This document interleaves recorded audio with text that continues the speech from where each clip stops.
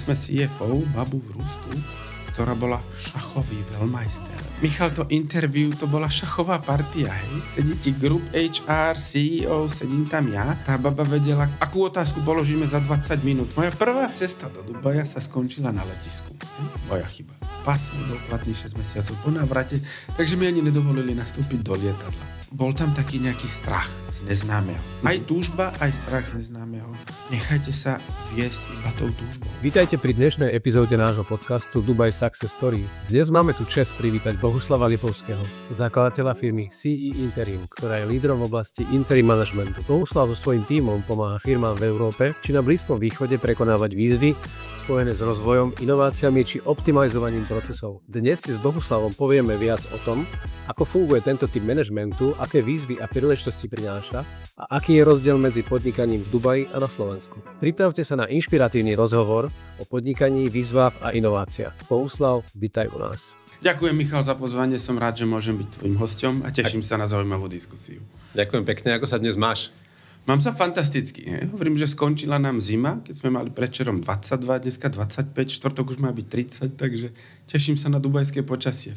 Včera som volal s jedným klientom akurát do Slovenska a hovorím, že to je to také draždenie, no? Keď oni majú takú tú 2-3 stupne. A v noci minus 11. Áno. Mohol by si sa na úvod možno, že pre našich hostí, poslucháčov predstaviť?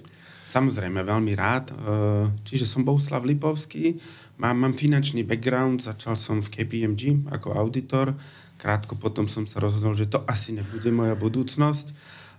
Tak sme sa presťahovali do Nemecka, kde som sa stal CEO zodpovedným za Nemecko, Rakúsko, Švajčiarsko a akvizície na východných trhoch. Hej. Bavíme sa o roku 2004, čiže vtedy tie firmy robili akvizície. Mal som na starosti Poľsko, Čechy, Slovensko, Maďarsko. Prišla kríza, vrátili sme sa na Slovensko, chvíľu som pracoval pre Volkswagen a vtedy prišiel ten bod, kedy som povedal, stačilo koncernov a založil som to, čo je dneska CE Interim. V tej dobe to bol military sektor, čiže máme previerku bezpečnostnú a pohyboval som sa už v tej dobe tu.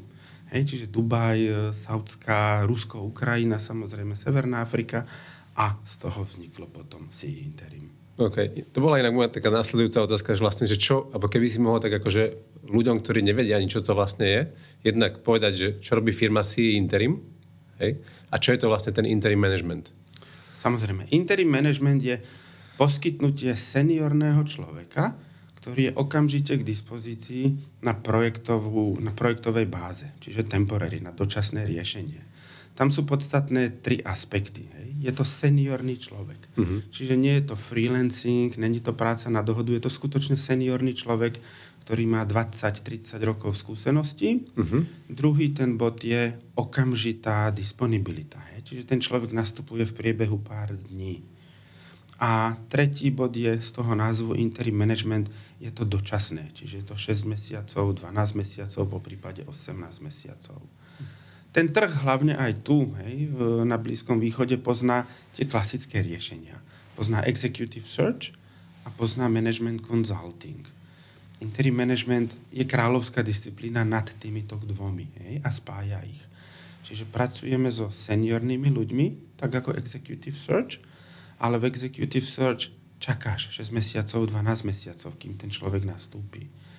Consulting ti dá konzultanta okamžite. Tam je to instant delivery, ale končíš nejakým PowerPointom, nejakým odporúčaním, čo ten klient má spraviť. A interim management zastrešuje obidve tieto disciplíny.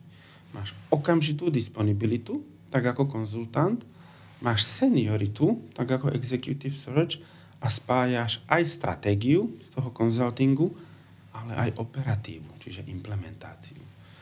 Čiže je to poskytnutie seniorného človeka, seniorného manažéra alebo celého tímu, ktorý doprevádza spoločnosť počas jasne vymedzeného obdobia nejakou transformáciou. Hej. My keď sme sa rozprávali predtým, tak si spomínal vlastne, že vy sa tomuto venujete, tejto expertíze už 10 rokov, hej? A v databáze máte viac ako 12 000 expertov, čo je úctihodné číslo. A teraz alebo respektíve, že teraz sa tu rozprávame v Dubaji, hej? Ako sa vám darí tu, hej, že poviem príklad, my v rámci real estate hovoríme, že každý druhý človek je potenciálny buyer, hej? alebo je to real estate agent? Ako to je u vás v rámci toho budovania networku v Dubaji?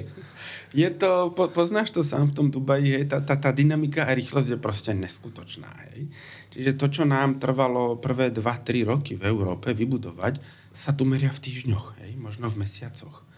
Čiže tá dynamika je obrovská, tá rýchlosť toho budovania, až sám som prekvapený, ako rýchlo to ide. Čo sa týka toho, áno, krásne prirovnanie, že každý je buď buyer alebo real estate a tu je každý interim manažer. Hej. V Dubaji je každý človek interim manažer. Nikto tu nie je nastálo a tu nefungujú odbory a ochrana zamestnancov do takej miery ako v Európe, v Nemecku, vo Francúzsku. Čiže tu je každý človek má jasne daný projekt, na ktorý sem prišiel, real estate, hej, postaví sa projekt, odovzdá sa a projekt sa končí. Čiže každý projekt je interim projekt.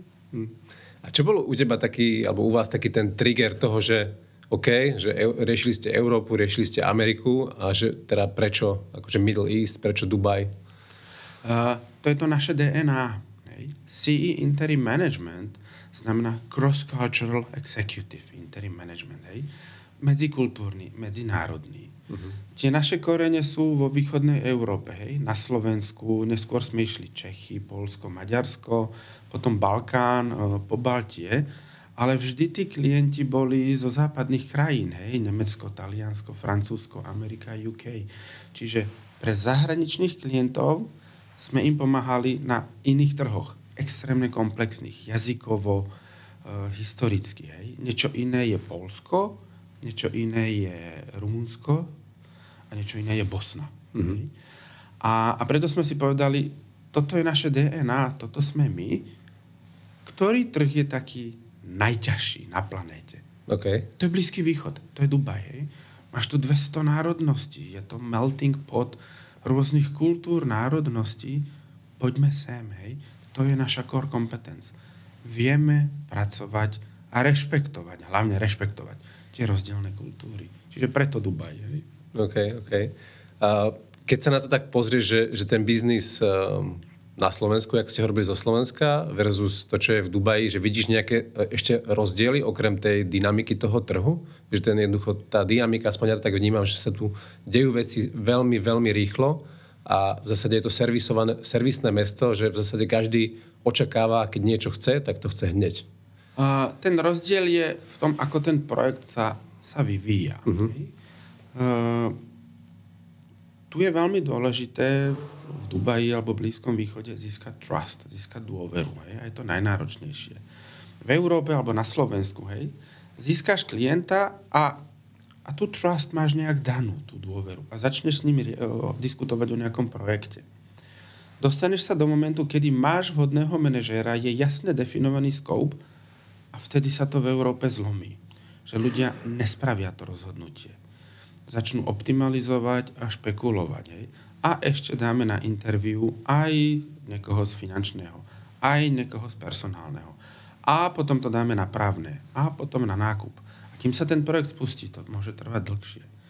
Tu ti trvá dlhšie to vybudovanie si dôvery, ale potom sedíš s niekým za stolom a jalla, ideme, nastupujeme zajtra. Hej. Jak tú dôveru raz získaš, tak už to proste ide rýchlo. Čiže to je prvý taký rozdiel, ktorý vnímam. Druhý je tým, že tento trh obrovsky rýchlo rastie. Hej. Či už sú to 4% alebo 6% rast GDP, tu sú tie firmy a tí decision makery ochotní a veľmi radi vstupujú do rizika a idú do nových vecí. Pretože ten trh z dlhodobého hľadiska sa to vždy vyplatí, tá kreativita a riziko.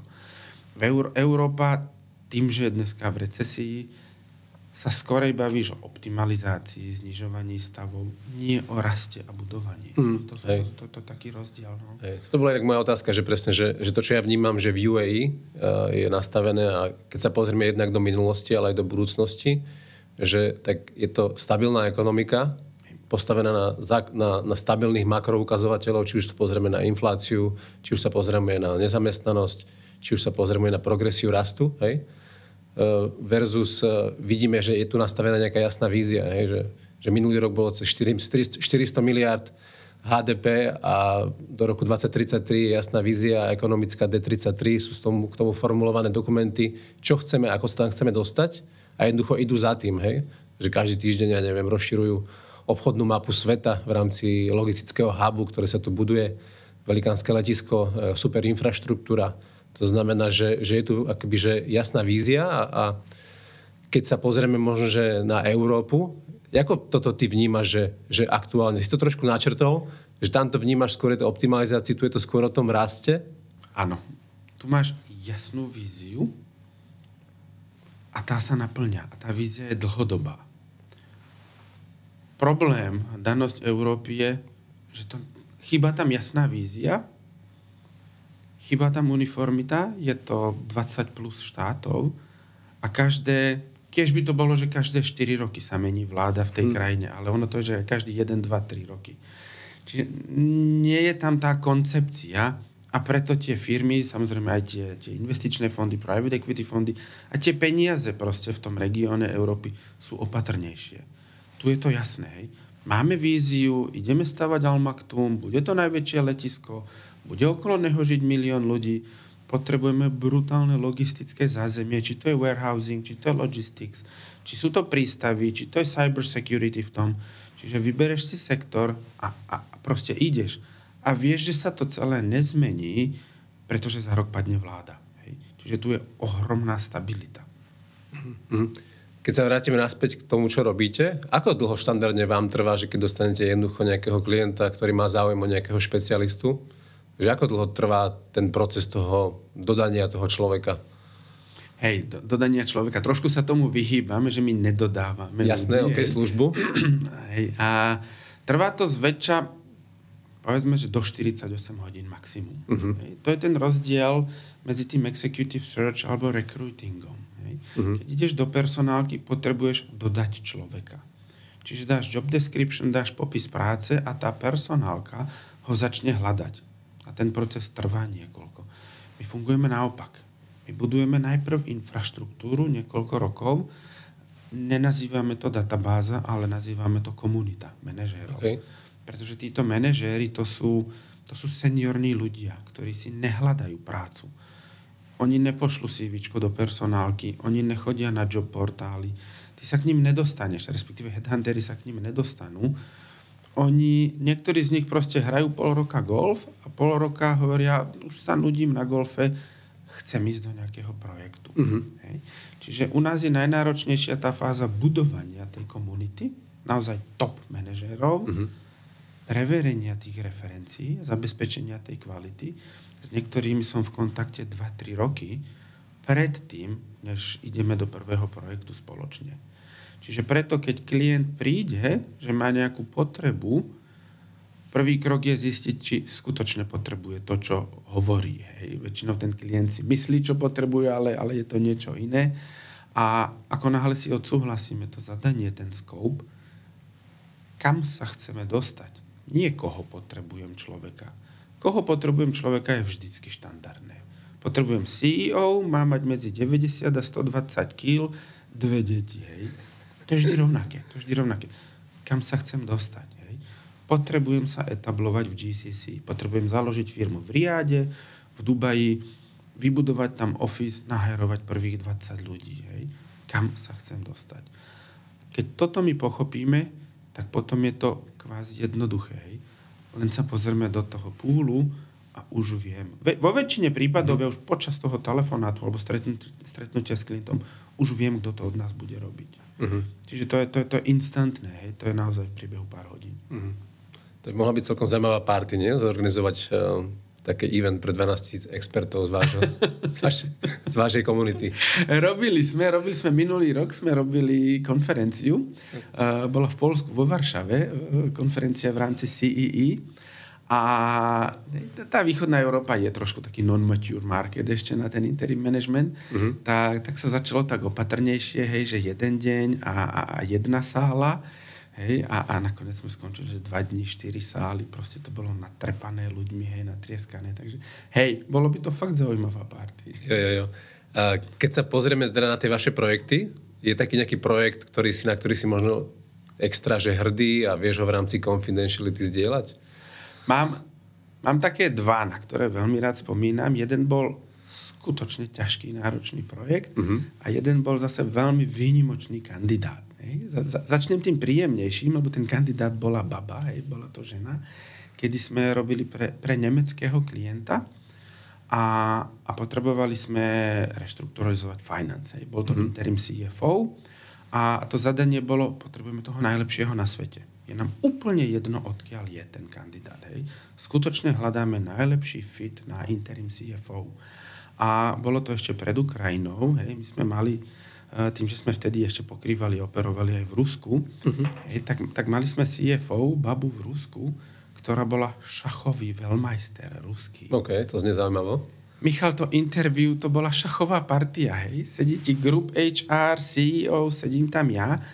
Tá baba vedela, akú otázku položíme za 20 minút a kto z nás. To bola šachová partia, že my sme nemali šancu proti nej, ten klient. Samozrejme tú pozíciu dostala, relokovala sa do Düsseldorfu a bol to veľmi úspešný. Čiže to je projekt, na ktorý veľmi rád ja spomínam, pretože to bolo proste unikátne interview a také obohatenie. Čo sa týka projektu ako takého, samozrejme nemôžeme menovať názvy, ale robili sme aerospace, jeden biznis v oblasti aerospace, kde tá firma mala vážne problémy. Banky povedali, no už vám neveríme. Úvery nepredlžíme a dávame od toho ruky preč. Okay. Akcionár hovorí, my už tam nalievame x rokov peniaze a nevedie to nikam. Takže to bolo také, že tá firma teraz padne. Alebo čo s ňou bude. Bavíme sa o niekoľko tisíc zamestnancoch v oblasti aerospace a aj defense. Čiže to bolo aj politicky citlivé, tá firma. Tak tam vznikla tá potreba, ten executive interim management je presne na toto. Musí prísť externá posádka, nezaujatá, ktorá není zvnútra z tej spoločnosti, nie je od akcionára, nie je z banky, ale naozaj bude nezávislá a tá musí spraviť ozdravný a záchranný plán. Čiže nasadili sme tam prvú tú vrstvu strategickú, CEO, CFO, COO, ktorí vybudovali víziu, ktorej tá banka aj ten akcionár uveril. A tým sme získali 90 dní. A tam je ten rozdiel. Banka ťa dá do defaultu, máš 90 dní. Čiže nejdeš do executive search, že a teraz potrebujeme, hľadajte nám. Ten nástup bol... Stretli sme sa v noci v sobotu o 11. v Prahe a ten CFO bol z Poľska. A pýtam sa, dobrá, kedy je nástup? A ten akcionár hovorí, no vy už tu zostanete, zavolajte žene, nech vám pošle veci, tu je apartman, tu je byt, od pondelku nastupujete. A po 6 mesiacoch mi hovorí, Bohuslav, prosím ťa, môžem ísť aspoň domov pozrieť rodinu? Čiže to bol veľmi, veľmi ťažký, náročný projekt. Veľmi veľké stovky ľudí sa museli prepúšťať, muselo sa to skutočne osekať, muselo sa renegociovať úvery, ozdraviť celé to portfólio, ten market positioning a už sme si mysleli, dobre, zachránili sme klienta, je to úspešný projekt, bude to super. A vtedy prišiel COVID. Aerospace a COVID. Vtedy to celé klaklo druhýkrát. Ale, aby som to skrátil, bol to extrémne úspešný projekt. Podarilo sa nám firmu zastabilizovať, jak vo vnútri, tak aj na vonok. Mali sme tam aj ľudí na business development, čiže vstúpili sme tá firma vstúpila na trhy v Afrike. Krásna success story. Private equity to nakoniec veľmi úspešne predalo ako jeden zo svojich najziskovejších projektov. Nice. A ešte dneska teče šampanské po schodoch. Rada. A inak to je asi taká vaša, nie? Podľa mňa, že aspoň takto čítam ja, že taká, že dominantná vlastnosť toho interim managementu, že väčšinou vás firmy, ľudia volajú, keď naozaj majú s niečím problém. A potrebujú naozaj, že niečo vyriešiť urgentne, alebo to jednoducho nevedia štandardnými postupmi. Áno, aj nie. Okay. Nemusí to byť problém. Musí to byť business critical, musí to byť kritické. Pokiaľ to nie je kritické, tak nás nevolajú. Ten interim management nie je lacné riešenie. Keď Hanka ide na materskú účtovníčka, tak nás nevolajú, lebo to nemá dopad. Keď sa to nepodarí, tak to nemá zlý dopad. Čiže áno, tá prvá sféra je krízový manažment, to je tá kolíska interim managementu, krízový manažment, záchrana firiem. Ale sedíme v Dubaji, hej. Tu neriešime problém a krízu. Tu riešime rozvoj, čiže pozitívne veci. Čiže nás tie firmy volajú, aj keď potrebujú expandovať. Hej. Potrebujeme etablovať svoju značku, svoju firmu v Dubaji, v UAE, na Blízkom východe a potrebujeme niekoho, kto to už dokázal, vie to, je tam zorganizovaný a vie to spraviť na kľúč behom 6 až 12 mesiacov. Čiže nemusí to byť iba kríza, je to aj rozvoj alebo optimalizácia. Hej, a s týmto sa asi človek, je to také, že pozitívnejšie, hej, že keď človek rieši presne, že ten rozvoj, hej, v rámci UAE. Keď sa skúsime pozrieť na začiatok toho podnikania, že versus Európa, ten váš biznis a Dubaj, také tie základné veci, keď človek rieši, že ide riešiť podnikateľský setup, založenie firmy, účtovníka, založenie účtu. Jaké sú tie tvoje skúsenosti a možno, že rady pre tých, čo nad niečím takým uvažujú práve tu? OK, no, túto otázku som nečakal, hej, čiže, ale budem úprimný. A keď sme to založili na Slovensku, založili sme SROčku, dobre, trvá to. A to bolo možno prvé, hej, založíš SROčku, chceš založiť SROčku, potrebuješ právnika. Hurá, máme právnika, trvalo to 2 mesiace, právnik si za to vyfaktúroval a ja som sa tešil, lebo známy právnik vybavil nám to. Tu to spravíš do pár hodín, hej, a firma bola založená do pár hodín a vyhneš sa tej byrokracii. Potom nasledoval druhý krok na Slovensku a to bola DPH. A na to, aby si dostal DPH, musíš dať ten biznis plán a predložiť zmluvy a podobne. Hej. A my sme teda išli na daňový úrad, predložili sme zmluvy a hovorím, biznis plán je zachraňovať spoločnosti, ktoré sú v úpadku alebo pred úpadkom, hrozí im úpadok, pomáhať im. A ten daňový úrad nám hovorí, nám sa nepáči tento biznis model. Okay. A my sme, Michal, nedostali DPH, nám zamietli DPH. Čiže my sme nedostali DPH, a tá byrokracia, regulácia nám nedovolila začať podnikať a robiť biznis model. A preto sme to napríklad založili v Čechách a išli sme cez Čechy. Čiže keď to porovnám, ten štart v Európe a tu to proste založte mi firmu, hej, cvak, je to cez telefón, je to cez web portál, je to okamžite. Naklikáš si licencie, ktoré potrebuješ, čo chceš robiť, dáš si to do košíka, zaplatíš cez payment link. To isté bola DPH, to isté boli účtovníci. Hej, sa mi páčilo ten uvítací mail od tej Tax Authority Dubaj, že keď sa pomýlite v DPH do 10 000, tak to neriešte, len to opravte v nasledujúcom období. Hej. Proste niečo nemožné v Európe. Hej. A čiže to je ten štart. Hej. A preto sa sem toľko veľa firiem a ľudí hrne. Hej. Pretože tu ťa ten environment podporuje. Tu ti dáva tie možnosti. Keď chceš, vieš a máš chuť, choď. Ideš.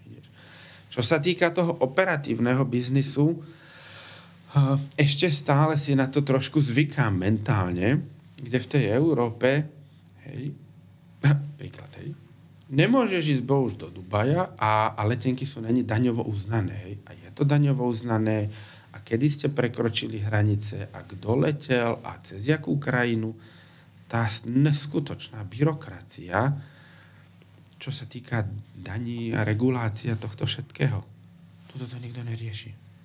Pretože income tax je 0. Hej. Čiže potrebuješ si niečo kúpiš si to, zaplatíš kartou, neriešiš a bloček a či je na faktúre DPH a či je tam správny názov firmy, či to je daňovo uznané, není. Venuješ sa biznisu. Venuješ sa to, prečo si sem prišiel, čomu veríš. Hej? Venujem sa budovaniu komunity interim manažérov a oslovovaniu zákazníkov, klientov. Hej? Neriešim byrokraciu. To ti dáva 40% viacej času. To musím len súhlasiť s tým, že presne, že ten podnikateľský setup je tu akože neporovnateľne zrozumiteľnejší. Dokonca mne sa páči napríklad, keď človek príde na tieto government úrady, tak tam sú tie tzv. Typing centra. Hej? Áno. Že človek jednoducho nevie, ako vyplniť nejakú žiadosť, nevie niečo napísať, tak oni ti to spravia. To znamená, že oni sú tam preto, aby ťa supportovali, aby ťa nezdržovali, aby ťa neotáčali na tom úrade, že aby si tam išiel 3-krát, A nehovoriac o tom, že veľa tých vecí sa dá riešiť jednoducho už na diaľku. Hej. To znamená, že vždycky máš alternatívu, že OK, ideš do ofisu, alebo máš svojho PR-o, ktorý ti to porieši, alebo to vieš sám vyriešiť online. Hej. Moja prvá cesta do Dubaja sa skončila na letisku. Hej. Moja chyba. Pas nebol platný 6 mesiacov po návrate, takže mi ani nedovolili nastúpiť do lietadla. A OK, idem si vybaviť pas. Tak som prišiel o 4 ráno do klientského centra v marci čakať do radu, aby som sa dostal na radu. Hej. Zima, 7 stupňov. Samozrejme, že som prechladol. O 8 otvoria krásne dvere. Horda ľudí uteká k tým automatom. Není papier, není páska. Takže som nedostal ani časenku. Super, tak na druhý deň vyskúšame znovu. Tak som prišiel o 3, aby som nebol 4 v poradí, ale úplne prvý nalepený na tých dverách. Hej. Dobre, dostanem pás. Jeden som si dal do 24 hodín s príplatkom, druhý do 30 dní. Po 3 mesiacoch som ho nemal hotový. Lebo nemajú ľudí. Hej. Čiže to je tá skúsenosť z Európy. Hej. Bol som si tu pre vodický. Tá pani, štátny zamestnanec na tom úrade, hey brother, how are you? Hej. Usmiatá, zabávala ma. Tu sa pozri, tu otlačok prsta. Ja som za 15 minút odchádzal s kartičkou plastovou, funkčnou, ako vodický, hej. Proces, ktorý trvá u nás 2-3 mesiace. Hej. Toto človek ťažko pochopí, že keď presne, že vidí, že aká je veľkosť toho Slovenska versus koľko tam žije ľudí versus v zásade v Dubaji, len v Dubaji ako meste je skoro podobný počet. Áno. Nehovoriac o tom, že minulý rok sa sem dovalilo 160 000 nových ľudí, hej. Každý človek je na vízach, to znamená, všetky tie veci sa opakujú každé 2, 3, 10 rokov. Záleží, ako to má človek nastavené. A človek väčšinou nikde nečaká, veci fungujú. Akože človek tomu nechápe, no. Tá rýchlosť a dynamika je tu neskutočná a zároveň to mesto ťa strašne tlačí performovať, hej? A dosahovať viacej. Čiže to je neskutočné, čo je ale veľmi, veľmi pre mňa teda také eye-opening, hej, leto sme trávili v Londýne, hej. Aj ten Londýn žije, hej, a vidíš, že ide. Ale tam vidíš, že tí ľudia sa tam naháňajú, proste sú tam jak štvaná zver, aby platili tie nájmy, aby prežili. Tu je to v takom komforte, hej. Kúpil som auto, vrátil som sa z Abu Dhabi, bolo 1:30 ráno, hej. Zaparkujem dole v garáži a už išiel, hey brother. A ráno som prišiel, auto bolo poumývané, zvonku, zvnútra povysávané. Čiže ten komfort, hej, je neskutočný. A to, čo všetci vedia, čím sa Dubaj prezentuje, že bezpečnosť. Hej, ľudia si myslia, že to je len tá bezpečnosť kvázi vonkajšia, hej, že vonku sa ľudia. Ale tá bezpečnosť pre mňa je, že ja to auto nechám proste dolu na ulici, odomknuté, s kľúčami otvorené a ráno si ho nájdem umyté. Zvonku, zvnútra. To je proste nepredstaviteľné doma. To je nepredstaviteľné. Hej. To bola inak moja otázka, že čo ma napadla, že ako sa ti tu žije inak. Hej. Tá kvalita je až niekedy sa zastavujem, že to proste nemôže takto byť. Hej. To není skutočné. To sa nedá, to není udržateľné. Hej. Ten život tu má neskutočne vyššiu kvalitu. Hej. Tým, že tu máš okolo seba ten strašný support layer, ktorý nemáš. Vieš, že sme sa prisťahovali nedávno, hej? Nie sme tu ešte tak dlho. Čiže zariadujeme ten apartmán a potrebovali sme vymeniť vypínač, lebo tam bol stmievač a nechceli sme stmievač, hej? A zase už logicky, no dobre, tak teraz, hej, hľadať stmievač do obchodu, hej, dobre, vypínač viem vymeniť. Začne ti ten klasický film a tu, zastavíš technika na chodbe, on ide, kúpi, vymení a spraví to za 15 minút. Hej. Čiže čokoľvek, čo sa netýka tvojho buď core biznisu, na čo si tu, alebo toho života, na ktorý si tu prišiel, hej, vybavíš instantne. Za nič. Hej. Za finančne, za nič. Hej. A hlavne to končí thank you a úsmevom. Thank you a úsmevom. Jaj. Teraz si trafil, hej, bod. Boli sme tu do decembra minulý rok, hej, a Vianoce sme chceli byť doma. A teraz zvyknutí, tým, že sme zariaďovali ten byt, tak sme mali 288 deliveries za mesiac. OK. Malé logistické centrum. Malé logistické centrum, hej. A proste všetko máš door to door, takže vždycky, keď sme išli domov, tak pred dverami, hej, obrovská horda balíkov a všetkého. A čokoľvek si objednáš, thank you, sir, hej. Podá ti to, thank you, sir, yes, sir, hej. Nepáči sa ti to, klik, príde preto, good morning, sir, kolektne to a vráti. Na druhý deň máš peniaze. Prišli sme domov, kúpil som dcere klavír na Vianoce. Hej. Prvý telefonát kuriéra, mám toho moc, ja prídem až zajtra. Prosím. Prídem až zajtra, tak dobre, hej, hlavne, aby sme to stihli do Vianoc. Hej. Zajtra bolo piatok a on mi volá, viete, my máme toho teraz moc, sú Vianoce, buď mi dáte 20 eur, alebo ja vám to nedonesem. A hovorím, OK, tak asi 24. si tu odkrutíme Vianoce a 25 ideme naspäť. Čiže tá kvalita života, to sa proste... Kto tu nežije, to nepochopí. Hej? A kto tu je a vráti sa naspäť, tak vie, že už naspäť sa proste nedá vrátiť. Máme manažérov už teraz v Púle, ktorí hovoria, no dobre, Bohuslav, ja sa ťa spýtam za 5, hej, no dobre, Bohuslav, ja sa ťa spýtam za 5-6 rokov, hej, jak sa ti tu žije. A prečo? No, ja sa teraz sťahujem, idem naspäť, idem do Nemecka, lebo piesok, horko, jedno s druhým, hej. Fajn. Po 3 mesiacoch bola naspäť. Hovorím, Sabíne, a čo sa deje? No, hovorím, áno, vrátila som sa teda domov do Nemecka, a není toto Nemecko, z ktorého som odchádzala, hej. Za B bezpečnosť, hej. A za C, no, chodila som na pracovné pohovory, kde na recepcii bol fax, hej, čo proste také zariadenie tu človek nevidí, hej. Pokrytie tam sotva bolo internetové, hej, veľmi pomalé, hej, tu máme 1300 megabajtov, hej, download. A dostala som polovičný plat a z neho zaplatím polovicu dane, čiže som na 1/4 a večer sa bojím ísť domov z práce. Za 3 mesiace bola naspäť. Je to tak? Je to tak? Človek si buď Dubaj zamiluje, alebo... Love or hate? To je love or hate, áno. Tak, OK. Ako zvykneš ty oddychovať? Ja viem, že máš také zaujímavé hobby, cestovateľské. Hej, objavujem veľmi rád nové krajiny, hej, preto si Interim cross-cultural, čiže je to moja krvná skupina, je to moje DNA. A mám expedičné auto upravené, ktoré je na denné použitie nepoužiteľné. Čiže je stále pripravené a proste rád cestujem. Hej. Cestujem vždy sám ako auto, nechodím na organizované nejaké zájazdy alebo expedície a aj cestujem sám ako bez spolujazdca. Hej. To auto má len jednu sedačku pre šoféra. Hej. Ostatné je chladnička a výbava. Čiže cestujem po krajinách, milujem Balkán. Či už je to Bosna, Srbsko, Čierna Hora, spustím sa dole do Albánska a kde jednak nemáš pokrytie, nemáš signál jedine cez satelit, keď sa niečo stane. A tým, že som sám, tak tam nadväzujem a objavujem tú kultúru tých ľudí naozaj tak, jak to je. Hej? A to prináša aj zase iný typ obohatenia, ktorý na organizovanom zájazde, aj keď to je expedícia Frodova, nenájdeš. Hej? Príklad, bol som v Albánsku teraz a po 8 hodinách cez skaly kopce som prišiel do nejakého kaňonu, kde nikto nebol nádherný. A zrazu hodinku po mne tam prišlo druhé auto a vystúpi z neho starší pán a hovorí, jej, ty si tu tiež.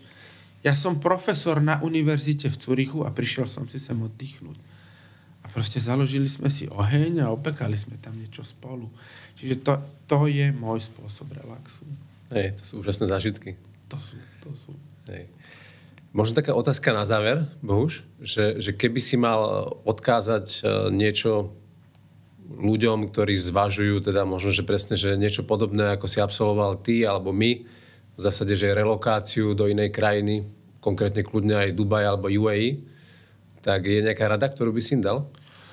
Určite, aj zase podľa seba, keď si spomeniem my, ako sme sa sem relokovali a tie otázky, ktoré som dával aj tebe ako realitnému maklérovi, aj pri zakladaní firiem, bol tam taký nejaký strach z neznámeho. Aj túžba, aj strach z neznámeho. Nechajte sa viesť iba tou túžbou. Zabudnite na ten strach. Nerozmýšľajte, nešpekulujte. Kúpte tú letenku, pristaňte tu buďte tu 2-3 týždne. Buď sa sem už nikdy nevrátite, love or hate, ale 90% z vás tu už zostane. Ja. Ďakujem veľmi pekne, bol to naozaj príjemný rozhovor a rád som ťa tu mal. Ja ďakujem za pozvanie, teším sa. Tak mám ešte taký krátky kvízik pripravený pre teba, Bohuš. Takže podnikanie v Dubaji alebo na Slovensku? Určite Dubaj. Pušné safari alebo lyžovanie v Alpách? Safari, bez debaty. Taraf alebo Ellington? Oj, Ellington? Zemiakový šalát a vypražané rezne alebo šťavnatý kebab v pita chlebe? Zemiakový šalát a rezne. Cestovanie po európskych mestách alebo exotické destinácie? Určite exotické destinácie. Ochutnávanie rôznych kuchyň alebo varenie domácich jedál? Ochutnávanie kuchyň. Nočné prechádzky po meste alebo ranné vychádzky pri východe slnka? Nočné prechádzky po meste. Kempovanie v prírode alebo pobyt v luxusnom hoteli? Bez debaty príroda. Zážitková jazda 4x4 po Dunách alebo oddych pri mori? Zážitková jazda. A teraz dajme poslednú. Skydiving nad Palm Jumeirah alebo len popíjať koktail pri bazéne? Asi popíjať koktejl. Už nemám ten vek na skydiving. Ďakujem ešte raz, Bohuš. A ja ďakujem, super. Rada.